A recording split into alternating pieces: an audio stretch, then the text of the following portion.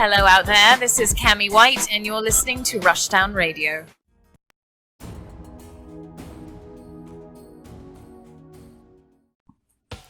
Hello, friends and foes. Welcome to a brand new episode of After the Hype. I'm Michael. I'm Anthony, and this wasn't my idea. That's fine, but you're here now. And that's all that counts. Just throwing that out there. Yep, but you're still here, though. And your opinion's going to be here on wax. So this episode is going to be very different from our previous two episodes. This was going to be a head-to-head battle between two games of, I guess, same franchise? Question mark? No. See, you fucking up already. All right. Look, the way they branded them now, they decided that, oh, well, Persona needs to be a part of the Shin Megami Tensei brand. I didn't do it. They did it. Persona is a whole spinoff of Shin Megami Tensei. I get that, but it wasn't like an actual like part of the same brand, though. All right, Michael, let's go. Keep going. So this episode, we're talking about between these two games, which game lived up to the hype after they were released. So now, of course, Persona 5 is back in the spotlight again, as it's been for like the last, 5 years? Just about. And Shin Megami Tensei came out, last year? No, I think it was the year before last, wasn't it? Maybe it was last year. Was it? Yeah. See, you got me screwed up. No, you're right. It was last year. So these games had a long development cycle, long wait time, lots of hype. But which one lived up to the hype, though, between these two games? Anthony, what do you think? Fine, all right. I'll entertain you in this. If I had to choose which one lived up to its hype more, I would probably say Persona 5. What? Who would have thunk it? I hate you. I know. Why do you say that? Because we were all waiting for Persona for SMT 5 too. Yes, we were. Like Nintendo was like dangling that in front of everybody. Boy, did we get it. we did get it. Now, I've played Shin Megami Tensei before, so I knew that I wasn't going to get like this big story-rich experience. This game is all about min-maxing. It's all about the difficulty. Yeah. Dying. A lot. Fusion. Dying. Demons. Dying. And you get all of that, but it just wasn't my favorite SMT. I don't think it's bad by any means. No, I just think it's as by the numbers as an SMT game can get. And that's the problem. I think that's one of my issue. I was expecting like such a way more robust game than what we got. I feel like it was very bare bones in a lot of ways. Plus, let's get through this part. How it ran? Good. At worst, it was a slideshow. At best, it was just like, I hope you're okay with like 20 frames per second. Yeah.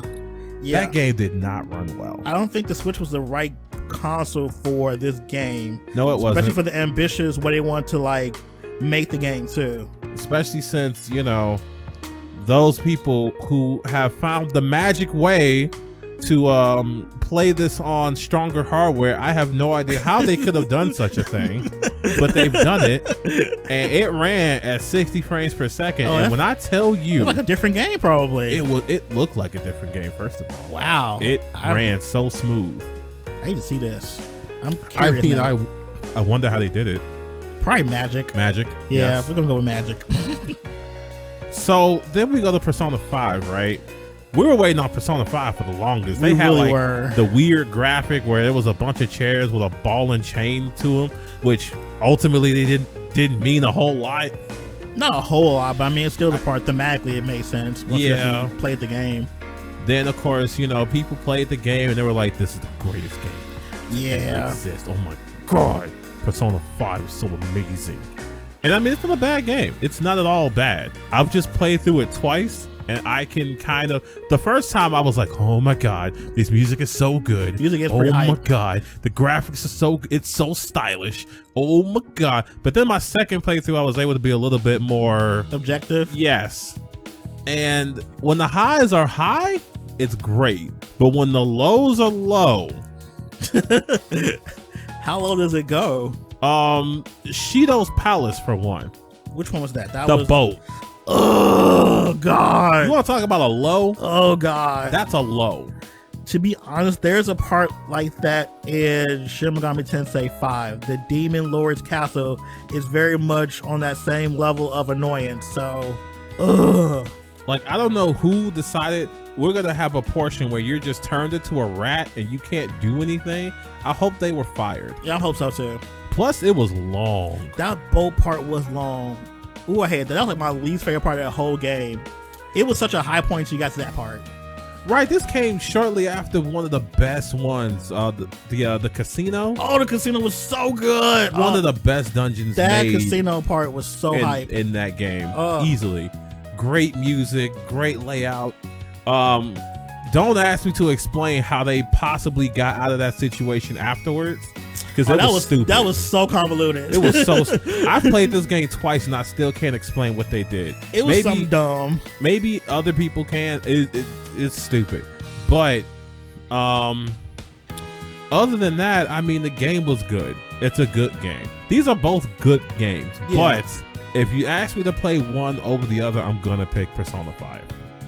And not even because like I think the other game is too hard or anything like that, because like I don't mind how difficult the game is. I don't mind that. What I do mind is after you've done all the min-maxing and now you're just blowing through your enemies until you gotta do a whole new setup and then you blow through those enemies again. Because once you find the weakness of like characters in the area, like the difficulty just drops off until they have to introduce a new area. Yeah.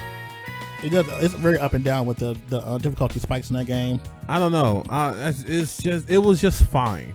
It was fine. And that's the issue. Like, I feel like that game should have been way better than fine. It should have been spectacular. Like, we had to wait so long for this game. They were literally breadcrumbing us for like years about this game, and we finally get it. It's kind of like, like I don't know. I just was very underwhelmed by it. And I've even spoken with people who are hardcore SMT players, like way more hardcore than I'll ever be. And they were like, yeah, this game was just kind of easy. Yeah. And it was fine. It was just easy and kind of boring. So we have to talk about who accomplished their goal.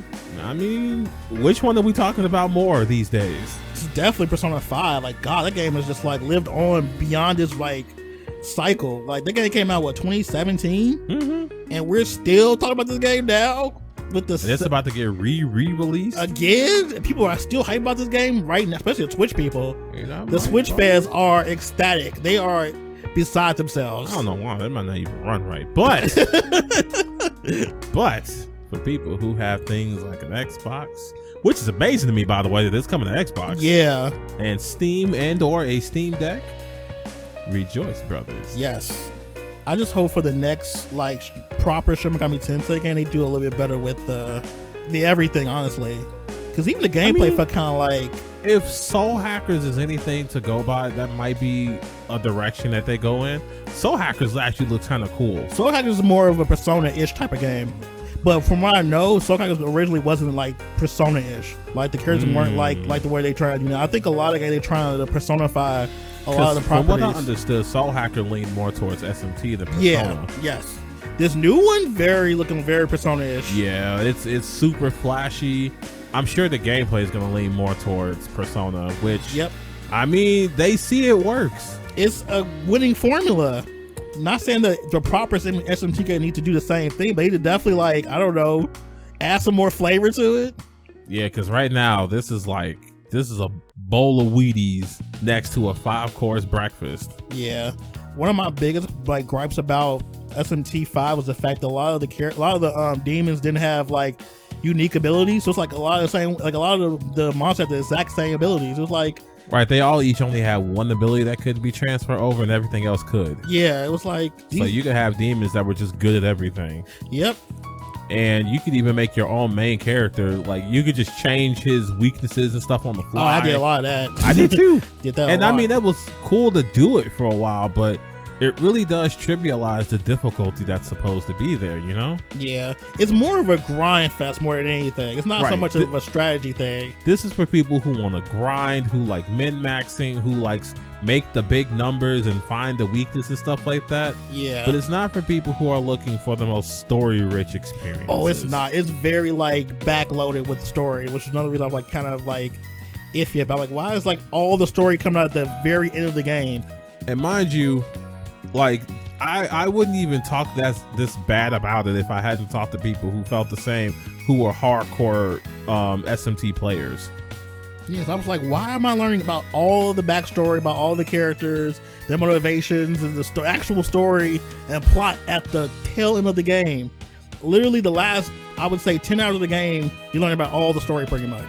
Well, it's there. And I don't like that. I think they should have did a better job of actually introducing the story and the characters and the villain, everything more paced better. Because right now, the way the game is paced is like, nothing happened and then bam, just like this, just shoots up. Now, I feel like Persona has the opposite problem. Yeah. Persona will give you this whole wealth of story, these interesting characters, and then nothing. Yeah. Like, Ann had the potential to be one of the most interesting characters. She did. And they were just like, haha, funny blonde like sweets. It's like after her arc, which probably one of the greatest like intros to a game ever. After that was over, it's like she had nothing to do pretty much. Her whole storyline was pretty much wrapped up in that very first dungeon. Even Ryuji had some shine. I mean, of course you got like the social links, which sometimes tell you more about the story and show you more about hers were terrible though. Yeah, they were so great. Boring. And I love Ryuji though. I love Ryuji. Such a good character. Who else had a pretty I love him dearly, but Yusuke's social link was kind of, I mean, it fit him. It fit him perfectly. It was way more interesting than Ann's. Yeah, that's true. Like he was actually a little bit better. Like, okay, he's a cool little art hoe. That's cool. But it didn't really like flesh out more about him. Really, I don't think it did a decent amount. It could have been better though. It could have been better. Definitely could have been better because he did the same thing with Ann. It's like we had all this backstory and stuff, and how his mom was basically murdered. Yeah, and her paint artwork stolen by this guy who plagiarizes art and locks up kids to make art for him. Yeah, I'm sorry to people who've never played this game. Yeah, I might put a spoiler alert. Please do. Yeah, I'm putting we are talking all sorts of plot We are points. definitely spoiling everything. And make sure I put a big spoiler before even the episode starts. Yeah, because I don't want people to be like, oh no.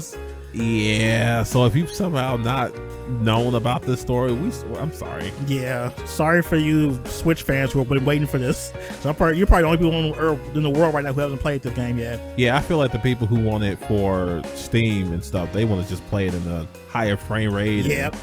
Probably modded to death. Yeah.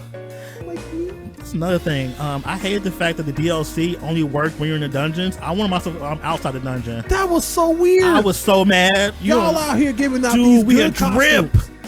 Real drip. Yes. And we gotta go use the dungeons. Y'all had to wear that shujin. Wear that shujin fit, my boy.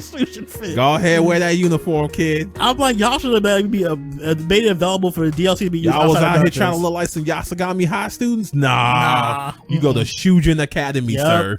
And I hate that. That's probably one of my least favorite things about the DLC for that game. Because I bought some of that DLC just so I could look cool and stuff. But I'm like, no, I need to be a found thief in the dungeons. I need to be a cool looking drip kid when I'm out the dungeons. That's the thing. By the way, I wholeheartedly believe that while I don't think highly of Persona 4, the school uniforms there are the best of the three big Persona games. In my opinion. That's such a tough one. Oh, I couldn't even. Shujin goes hard. I couldn't even decide. I like all of them, honestly. Like, Shujin goes hard, I'll give you. But part 4, I might be a 3, man. That 3? Yeah, probably 3 for me. See, you know what? Let me go back. Cause like 3 has a really good, like their uniform is really nice looking. I don't know, man. Yasagami High kind of goes hard. It do, but like I can't remember who actually wore their uniform right on 4. You, right? Cause I know everybody else was like wearing other stuff. You and Naoto and Rise are probably the best examples of the uniforms. Ah, okay. Cause I'm like, I know, what's her name? Oh, goofy self. Chie don't wear it right. She over here wearing that goofy ass blazer. Whole ass. Yeah, I'm going with 3 because Mitsuru and Akihiko, when they wore their outfits. Okay, you know what? Drip Central. See, the thing is, I don't like that little ascot thing going on with the girl outfit. The coat on the dude outfit, though? Yeah, that goes kind of hard. I will say, I just don't like the girl's outfit that much. The dude's outfit, that goes hard. You like the outfits from Shin Megami Tensei 5? You're asking me to remember that? Well, you have to run around as the main character sometimes in the Yeah, real and he's world. like blue I'm and talking like about, mecha. I'm talking about outside of like the hellscape you were in. Hold on, because now you're making me look this up. Well, yeah, Let's see. they had a whole like academy look. All I remember is him being blue and mecha looking. That's when he got the non-albino outfit thing when he fuses.